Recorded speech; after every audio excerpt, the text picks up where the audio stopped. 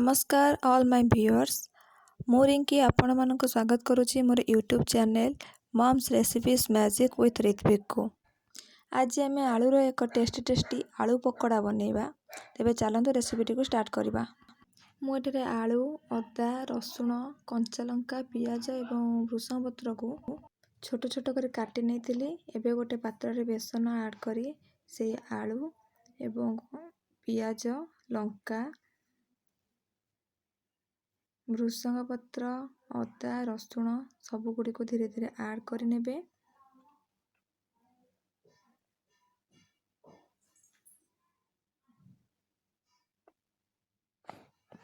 तापर सेथिरे आपण कौन करिवे ना खाइबा सोडा टिके ऐड करिवे।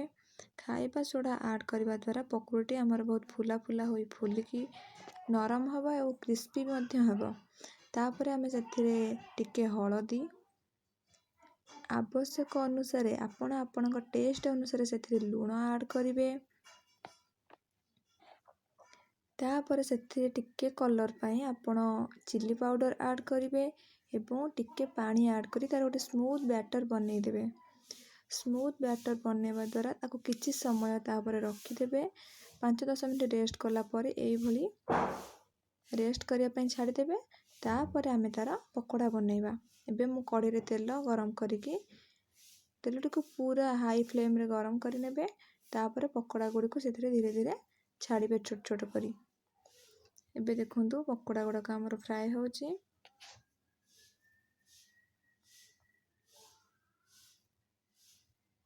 देखंतु पकोड़ार कलर टी मध्य चेंज हो आसिलानी। ताको धीरे धीरे मझरे मझरे एपट सेपट करि नेउथिबे।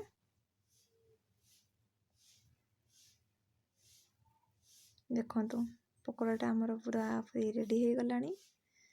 Now it's ready.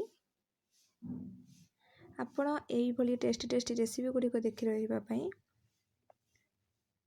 More channel T को निश्चय भावे लाइक करिवे शेयर करिवे एवं सब्सक्राइब करि नेबे। Thank you.